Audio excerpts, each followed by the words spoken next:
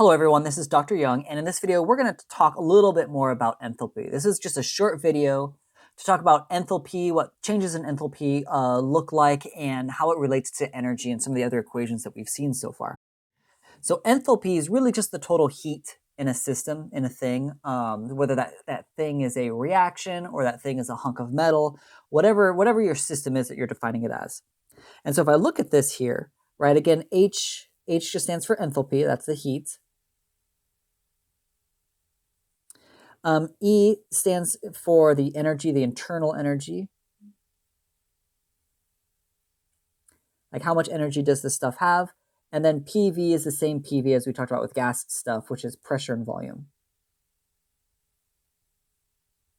And what we're going to see is that in chemistry, we don't really change like pressures very much. So we're going to get rid of this, the P and the V in just a second here. Pretty much our enthalpy and our internal energy are going to be equal to one another. But we're not really going to calculate a lot of internal energy or anything like that. We're not going to look at the total energy of a system. We're going to look a lot at the changes in enthalpy, so this delta H. And our change in enthalpy is the same definition of a change in anything, really. It's the final enthalpy minus the initial enthalpy. And I'll show you some reaction diagrams here in a second to emphasize that. But our delta H equals the final place that we ended minus the initial place we started at. So how much heat, how much energy did something have when it ended versus when it started? And right, so the change in enthalpy is just the heat that gets released or the heat that gets absorbed during a process, right? And so I can take this equation that I had up there, right, that H equals E plus PV, and change this so that I have the change in enthalpy equals the change in energy plus P delta V. Now, again, like I said before, we're going to be able to just get rid of this because in chemistry, we don't change a lot of pressures and volumes of these processes, right? When you're melting something, it's not like you're doing PV work. So we're going to ignore that, which means really what we can say is that we can say that the change in enthalpy does equal the change in energy.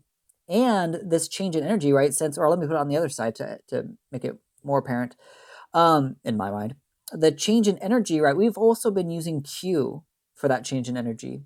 So what we're going to see here is that we're going to see really all three of these terms being interchangeable, essentially interchangeable.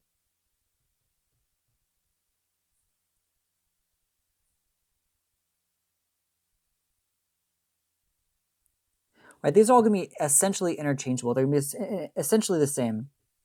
Now later we'll talk more about entropy and how that affects energy and stuff like that. But for right now, if you see a Q value, so many kilocalories per mole, or a delta H value, so many kilocalories or kilojoules per mole, whatever, we're going to use these all the same. So our overall change in energy or our overall heat flow or our overall change in enthalpy are going to be all the same here. So that means like if I look at something like, heat being released, we said when heat was released, that was exothermic. Right? And we said that when something is exothermic,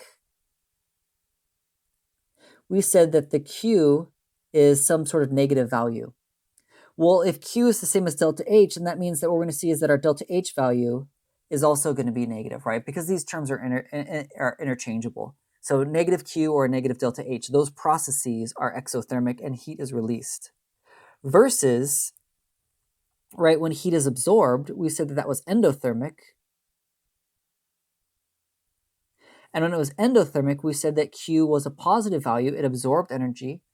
And so that means we also could say that the delta H is a positive value. It's saying the same thing, right? So if your delta H value or your Q value is positive, that's an endothermic reaction. It absorbs heat.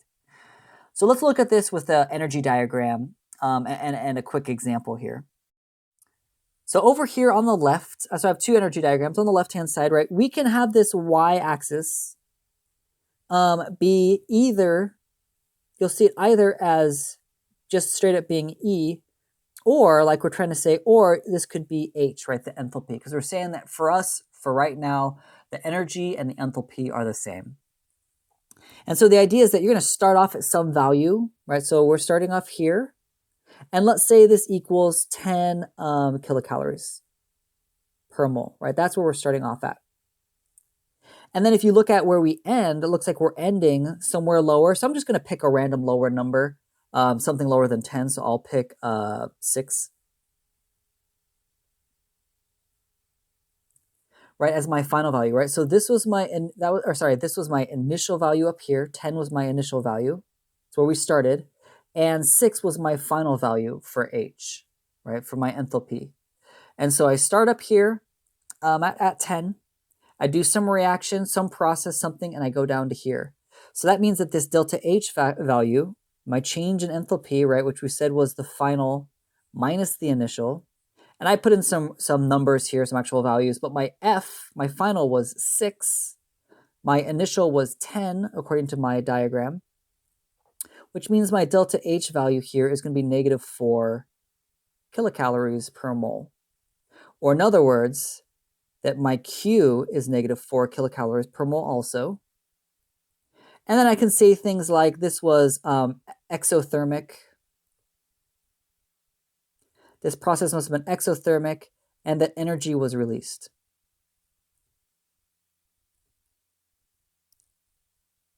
Right, because that value was negative, that means it's exothermic, that means that energy is released. That's what the negative thing. So when you see an energy diagram that goes downhill like this, sometimes we call these downhill energy diagrams, because it looks like you're going down a hill.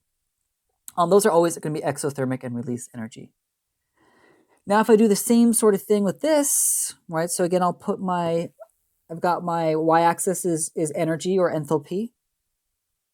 And I'm going to do the same thing, right? So let's say we start now. Now, let's say we start at 6 kilocalories per mole, and we go up to 10 kilocalories per mole, right? That's where we end up. Now, my initial value here is 6, and my final value is 10. So now when I do my delta H calculation, right, which is always final minus initial, now I've got my final value is 10 and my initial value is 6.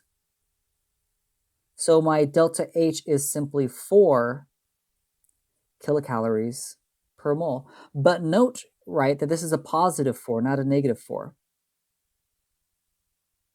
which means that we are endothermic and that we absorbed energy. Absorbed energy or absorbed heat. Put energy / heat. And same thing for over here, right? Energy or heat was released, for an exothermic thing. You could say heat was released, energy was released. And when we go this way, we call this uphill. So an uphill reaction is always going to be endothermic. So uphill.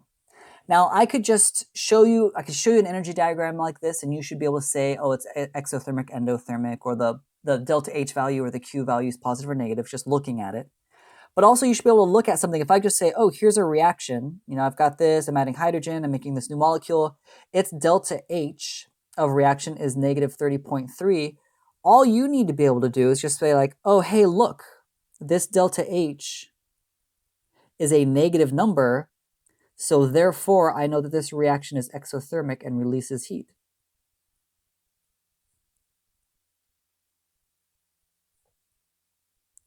Right, that reaction is going to heat up its surroundings. It's going to heat up water. It's going to heat up the air.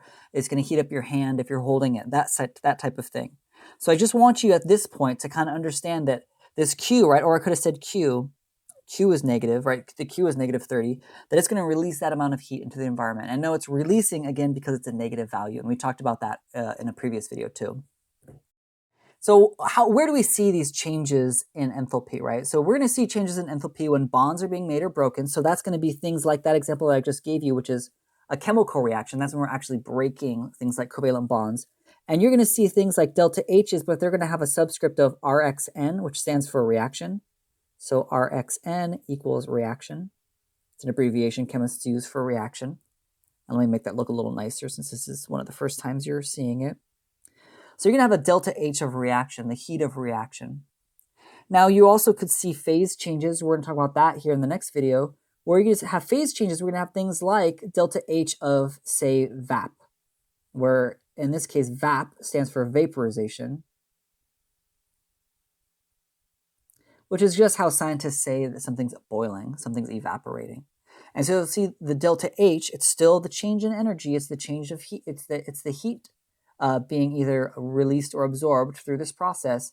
So you have a delta H, but of evaporation, not, for example, a reaction. There's still bonds being broken and made. Just phase changes are things like attractive forces or intermolecular forces being broken or made, whereas chemical reactions, it's more like covalent bonds. And then lastly, we're going to see things like temperature changes. So if you have a temperature change, you're going to see things more like that the change in the heat change, the Q, is going to be something like, well, the mass times some specific heat of something over a change in temperature is going to be the idea. And that's what your change is going to be in that case. And so we're going to see all three of these different types of changes in enthalpy over the next like 3 or 4 videos. So in the next video, what I'm going to focus on is how do we deal with this delta H? How do we do some math with this? How do we think about this conceptually when we change phases? And then in the following video, I'm going to do the temperature changes.